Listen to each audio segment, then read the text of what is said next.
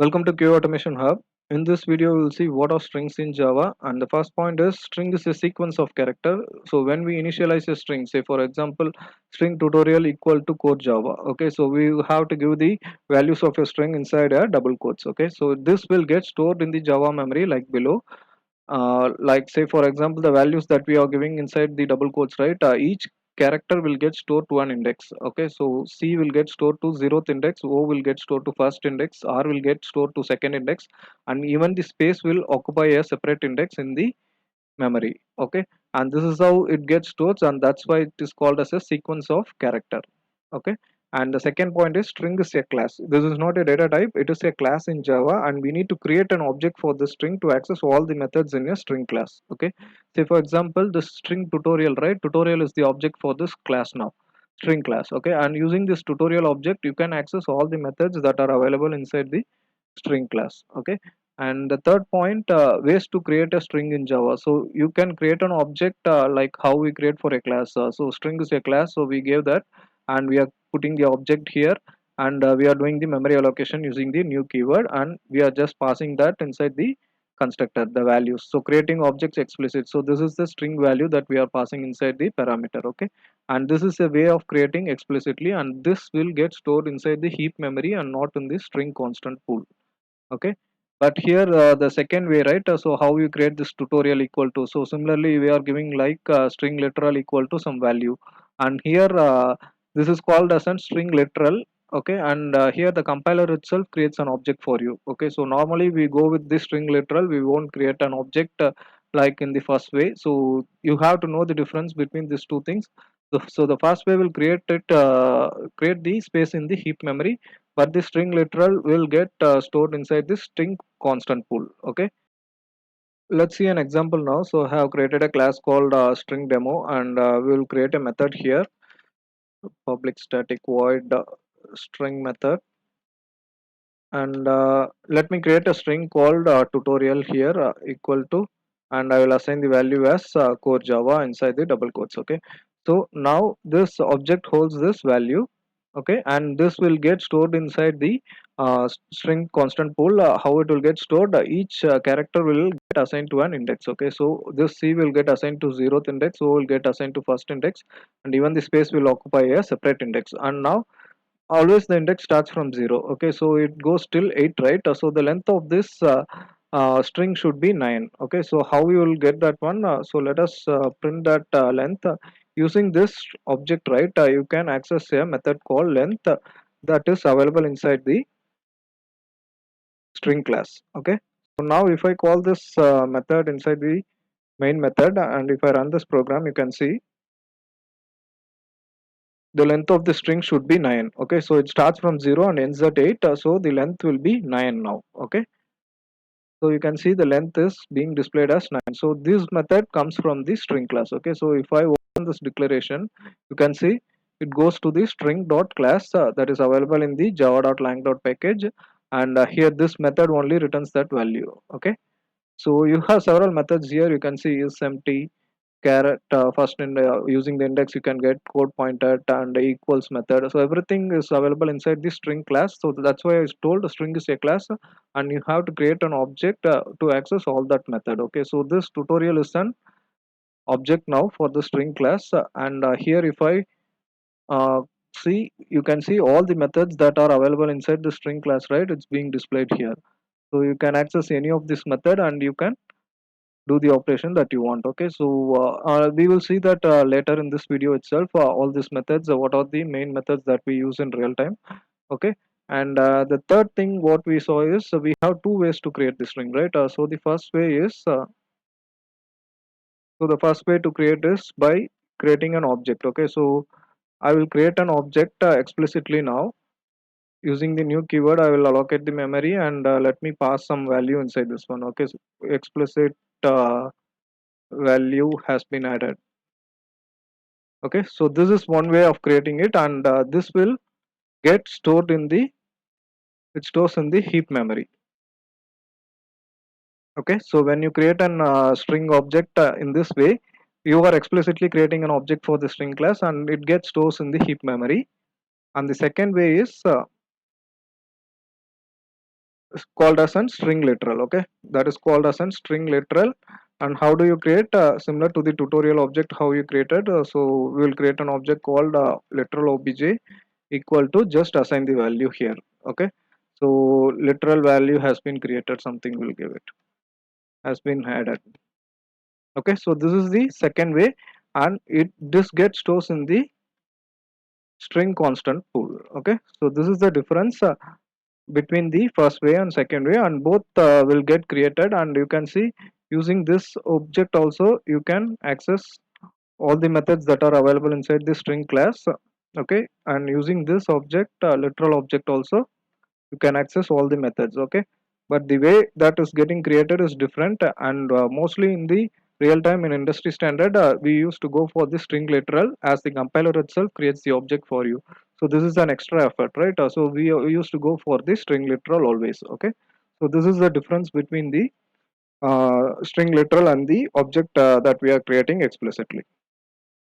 So let's see why string is immutable in Java. And this is a simple representation of the Java memory, and I have divided into code, stack, and heap. And here we have a class called class name with a static void main method. And now let me create a method called method1, and that holds three string objects: tutorial, course, and subject. So first, for the tutorial, I'm assigning a value called core Java, and I'm assigning this tutorial to the course string as well. So now this course will also have the value as core Java. So these two are created in the string literal way, and now we are explicitly creating an object called subject, and using the new keyword I'm just passing the value core Java for this subject as well. And now all this tutorial, course, and subject will have the value as core Java.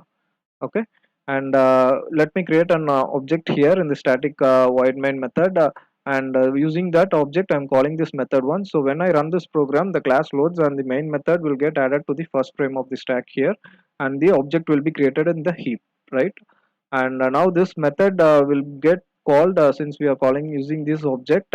Okay, and a reference will be created inside the stack memory for all the string. Okay, so you can see these are reference data types, and so tutorial, course, and subject reference will be created in the stack memory inside this method one. Okay, and this class obj will have access only to this method one and not to this reference, since they are local variables. Okay, and you can see, since the values are similar, right? Here core Java is the value for tutorial, course, and subject as well. So what will happen here, a string pool will be created. This is called as a string constant pool, and that will have an object called core Java. Okay, and that will stored in the index basis, and each character will be stored inside each indexes. Okay, as I said. And now what will happen, since all these references are pointing to the same object here. Okay, so it's going to point to this core Java, since the value is similar, right? It will go and check whether the core Java is available, and that will get pointed here. Okay, and it will not create a separate object. It will, if the value is available inside the string constant pool, all the references will get pointed to the same place. Okay, say for example, now if I change the value to Java, I'm changing here in the class the value of the tutorial to Java. So what will happen, it won't change this object. Okay, so this core Java will exist in the string constant pool, since this course and subject are pointing to that object. But what will happen if I change the value to Java, a separate space will be created for the Java value, and what will happen, this tutorial will get pointed to this object now. Okay, so this is how it works. That's why string is called as an immutable or final, and you cannot change this value. Okay, because it will create as a separate literal only in the string constant pool. It won't update that string constant pool. Okay, so that's why, if I change the value as Java, it will not change it here. It will add as a separate space in the string constant pool. Okay, so let's see this one. And one more thing, as I said, if you create an object explicitly, this subject, right? So this will not get added in the string constant pool. This should get added in the heap memory. Okay, but what happens is, it will indirectly check whether the literal is available, whether the value core Java is available in the inside the string constant pool. So if it is available, then it will indirectly point to that space only. Okay, so if it is not available, then it will get stored inside the heap. So that's how it works. And now let's see with an example. So let's see it practically now, and let me create an object called tutorial here, and I will assign it to core Java,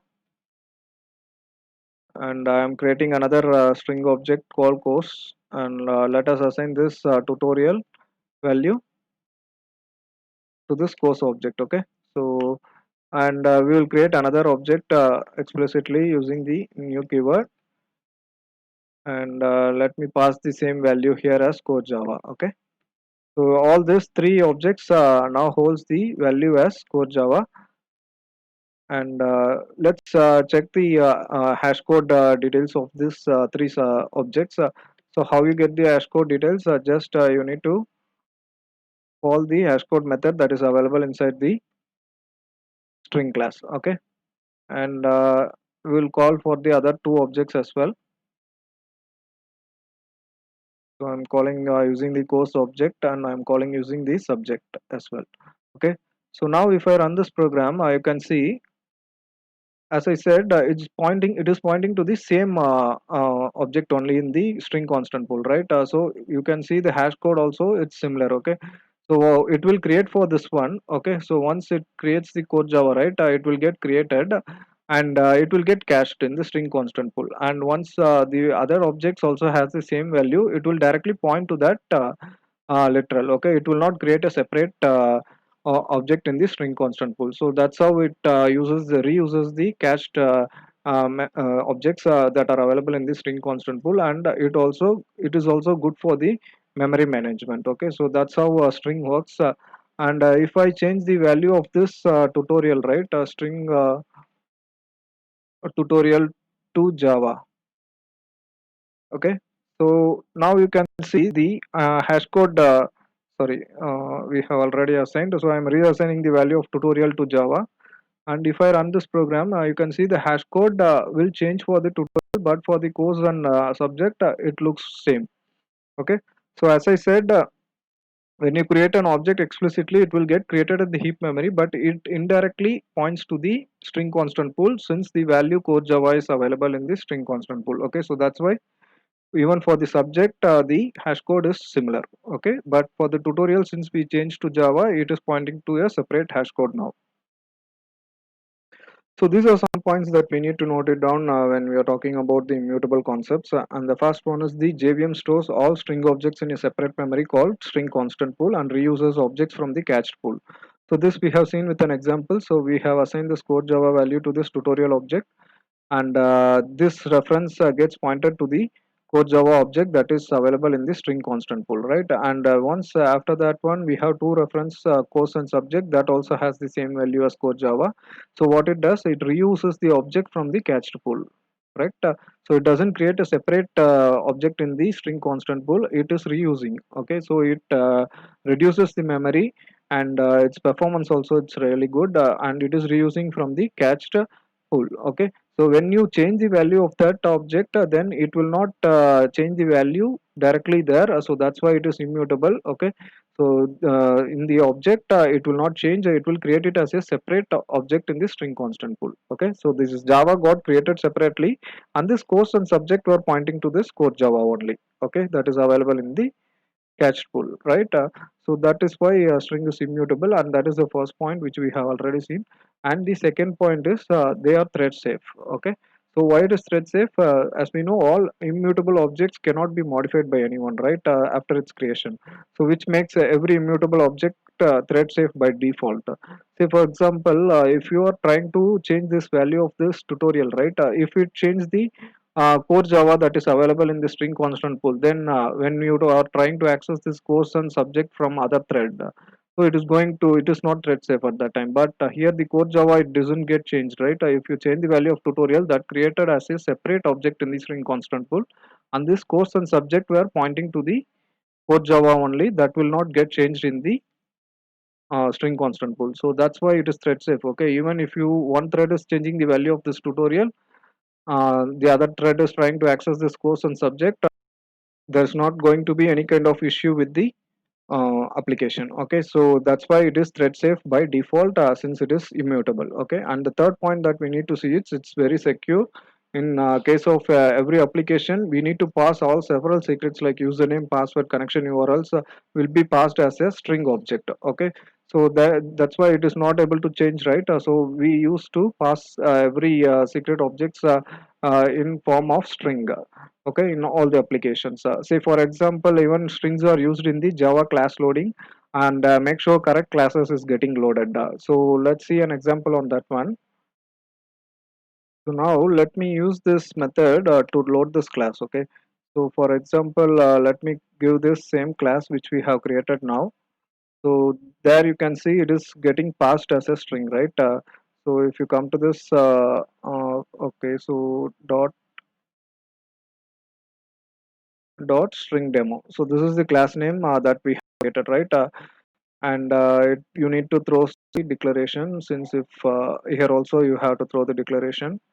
Okay, so now you can see the error has been gone, and in the for name you can see we are passing the object as string, right? So this is why, since it is immutable, we cannot change this value, and that's why it's very secure. And even for the class loading also, JVM uses this method, and they are passing it as a string object only. Okay, so now if you run this program, right, you can see it will not have any issues, since this class is available inside our package. Okay, so if it will go and check whether the class is available, and it is going to run the program, and there will not be an issue. Okay, so for example, if I'm giving some other value, changing the value of this string. Okay, so now this class loader will check whether this class is available or not, and when you run this program, you can see you will get an exception like class not found error. Okay, so that's why you can see here, yeah, it is throwing an exception like class not found, as this value that we have changed inside parameter is not, that class is not available. Okay, and that's why the string immutability makes sure that correct class is getting loaded by the class loader. Okay, so that's why they are passing the parameter as a string object. So it's more secure, and you will not be able to change that one. Okay, suppose if string would not have been immutable, and we are trying to load this class, which get changed to some other class name. Okay, so some other class name, at that time, now all our objects have a behavior which someone can use to do unwanted things. Okay, so that kind of unwanted behavior might happen. So that's why we all pass the parameters in a secure way, and that too they will pass it as a string object. Okay, so that is the third point we have. And the next point is hash code caching. And here, when you come to hash maps, right, the string is the most suitable candidate to be used as a hash map keys. So why it is? So let me create an hash map here. Okay, and it will be like a key value pair. So this we have covered in our tutorial. So if you have any doubts, please watch our collections tutorials. And I'm passing just like an integer. Okay, so here the key is string and the value is integer, and I'm creating an object for this class. And let me create the memory also. Okay, so now we have created it, and here you can see the object has been created for the hash map with the key as string. Okay, so now if I try to add some values, hash map dot put.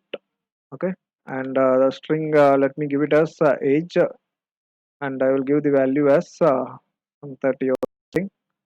Okay, and now for this string key, right, a hash code will be created, and what will happen now when you try to get other values, right? So when you are using the get method, and if you are trying to call this age, this is also a string, right? So since the hash code has been created, it does not needs to be calculated again and again, and which saves some time. Okay, so this is why string is the most suitable candidate to be used as an hash map keys. Okay, so this is one point that you need to know about the string immutable concepts.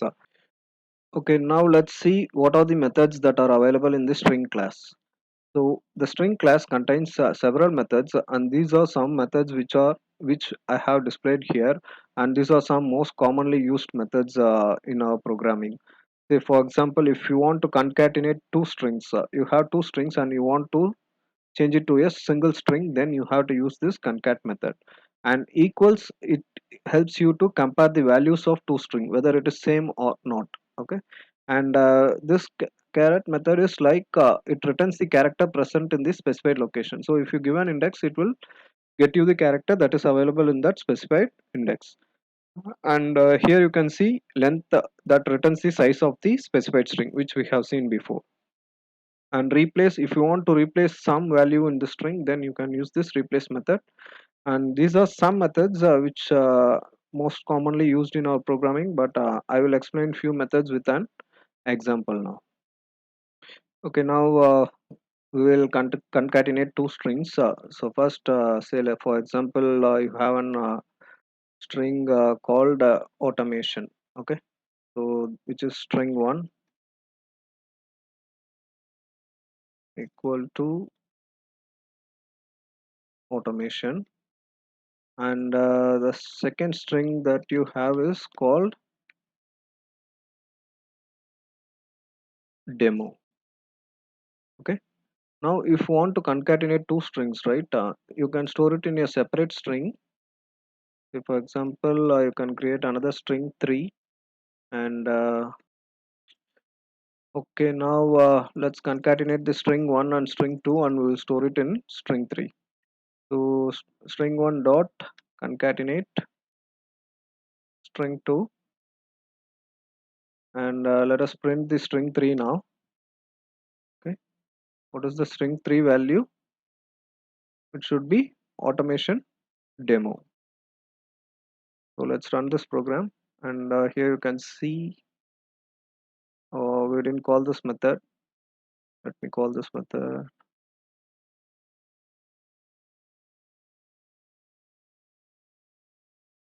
Okay, now you can see automation demo has been concatenated and it has been displayed. So you can do with this method, this concatenate is a string method. Okay, it is available in the string class. So here you can search it.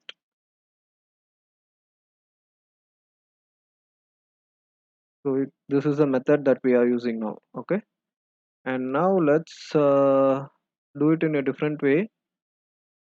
You can use plus string 2 as well. So this will also give the same output. Okay, and if you want to add a space in between, just put a double quotes, and now execute and see. You will have a space between the automation and demo. So this is all with concatenating a two string values. Okay, the second method which we are going to see is comparing two strings. Okay, so for example, you have an string called string 1 equal to say core Java, and the next string you have it is string 2 equal to core Java.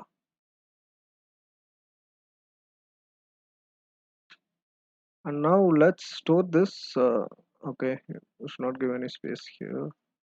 Okay, now let's use the equals method. String dot, sorry, string 1. Okay, string 1 dot equals. So this is you can see the return type they have mentioned here. Okay, so if it returns a boolean value, it will be shown as boolean. If it returns a string value, then it will show as string. And if it is an int or something, so the return type will be available here. So this equals gives a boolean value, whether it is a true or false. And now let's put the string 2 here, and we will store it in a boolean. Okay, data type. This you might have known, we have seen in the data types tutorial. So I'm storing it in a boolean data type. Okay, let's keep it as compare, and now let's print this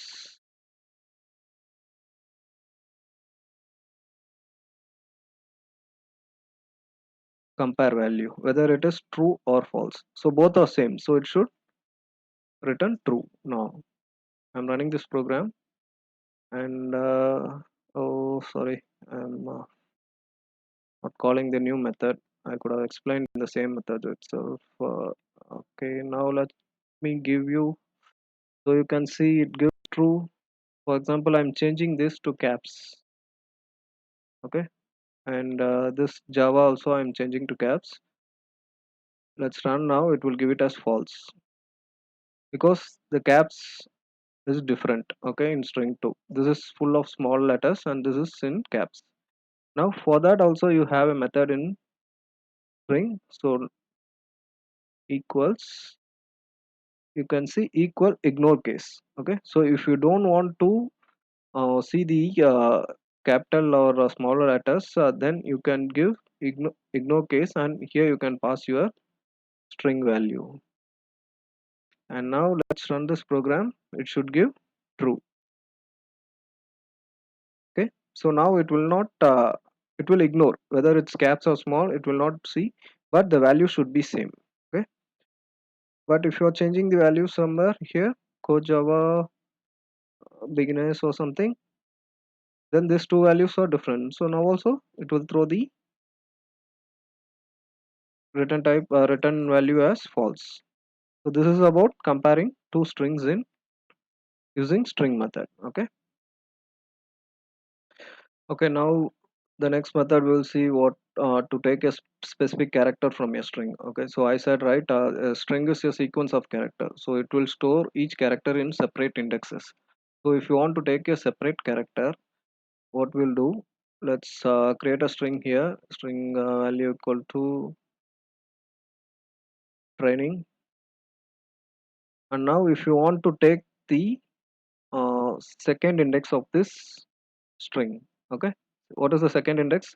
T will be stored in the zeroth index, R will be in the first index, and A will be in the second index. Now let's take the second index value. Okay, so how to do that? Just you need to give the string value object, that is value dot, you have to use the char at method and give the index as 2.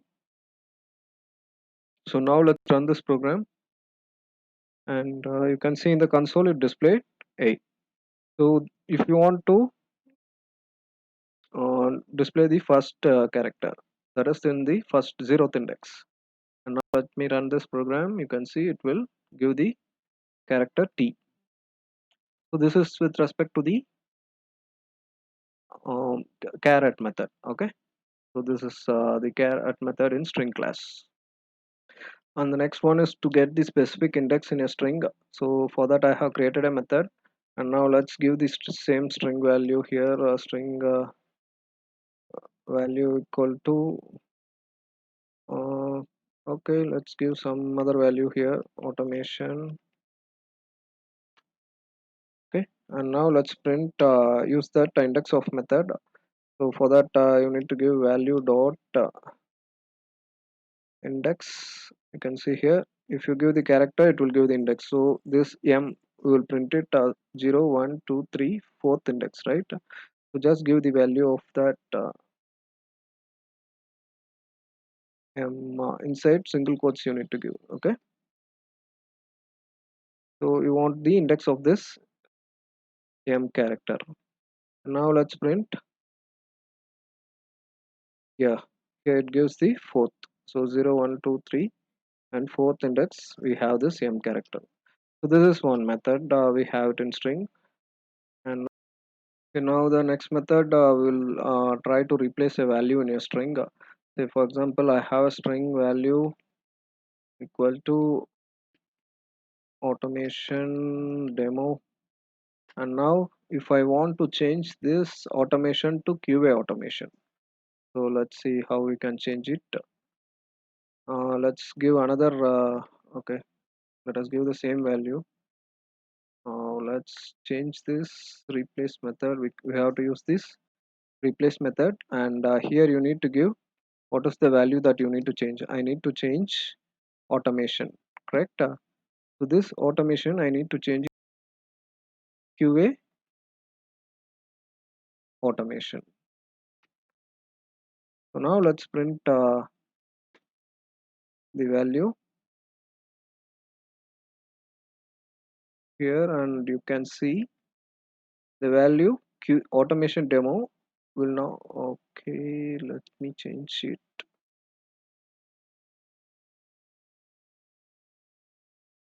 Okay, now you can see it has changed the value as QA automation demo.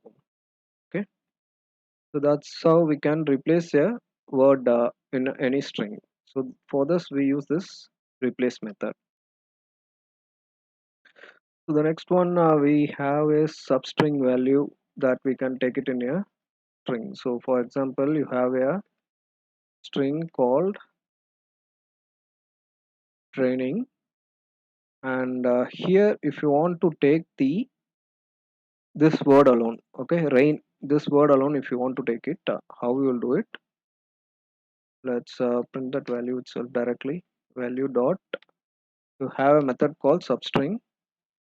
Okay, so if you give begin index and end index, say for example, this is the first index, r is in the first index, right? So you have to give it as for 1, and n is in the p0, r1, 2, 3 and 4. So till fourth index if you want to take it up. And let's print this method now.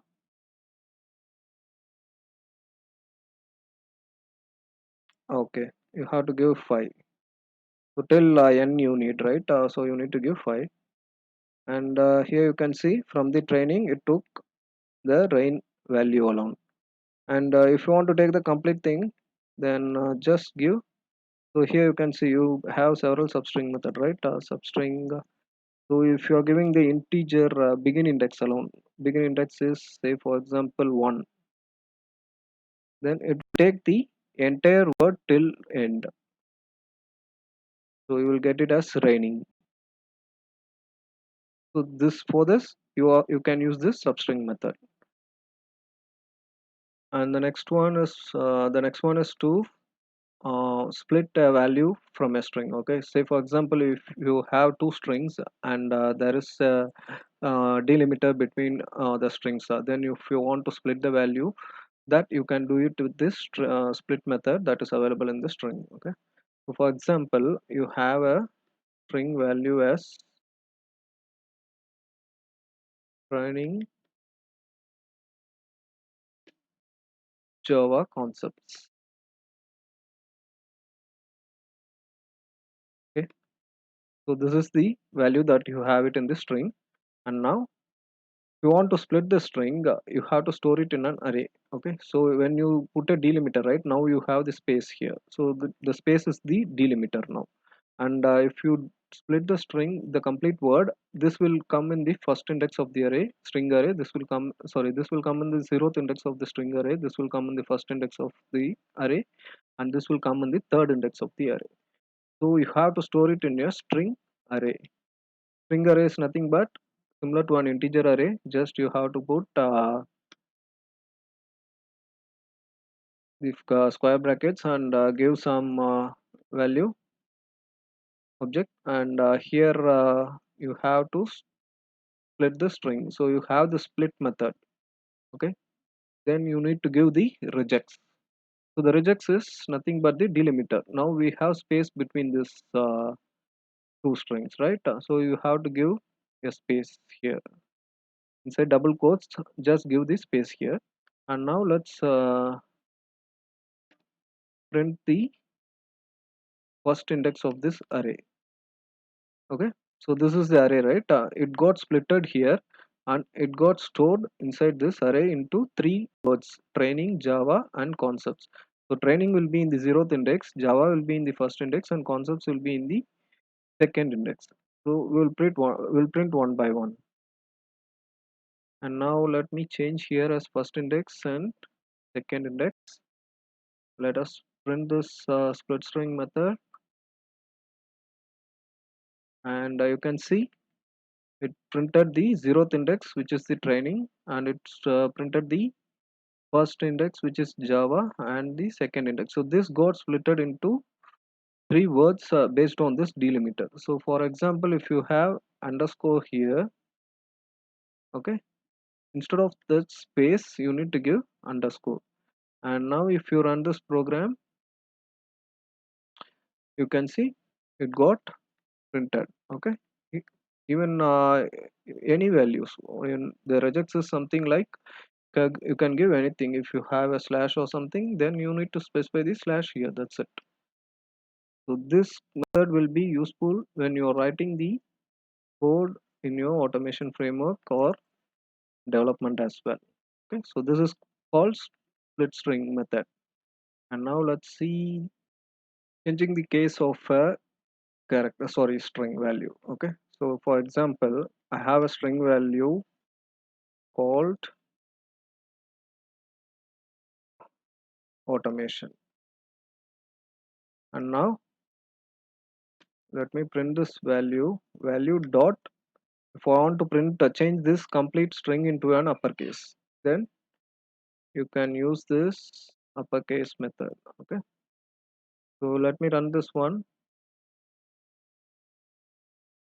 and here you can see it got completely changed and it is displayed in uppercase. And if you want to, for example, I'm having this AUTO in caps or something, or okay, I'm having this demo caps. So for changing to a lowercase, just you need to choose the lowercase method. Okay, and if you print it, everything will be changed to a lowercase. So this is for user changing the string value to uppercase and lowercase. Okay, this is all about string, and I think you guys are clear about all the methods that we have used right now. And this string will be mostly used in your programming, whether you are creating a framework or a development project. The string is very much useful, and you need to know the concept of the string, what are the methods available, and how you can use it widely when you are writing your programming logics. Okay, so just go through this methods when in your Eclipse, and you need to definitely understand this 4 points which I have explained here. So this is a sequence of characters, and it will be stored in some each character will be into an index, so that you can get the string index value, everything. So this is how it gets stored in the heap memory. Okay, and string is a class, as I showed you. It is an inbuilt class and it has all the methods in it. And you have two ways to create in Java, and one is like an object, which I told you. You have to create an object for a class file, right? So string is a class, so you are creating an object and you are directly passing the value of the string inside the parameter. And here you can also create it as an literal, and that is the normal way, and everyone in industry, they used to create it as a string literal only. No one will go and create it as an object, because we don't want to create an object explicitly for string. The compiler itself creates an object, so you can directly go on create a string like string tutorial equal to core Java. You have to give some object and the value of the string you can give it, and you can create it. And strings are immutable in Java, that I have explained with a clear example. So be confident on this one, and this is all about strings in Java. And thanks for watching this video.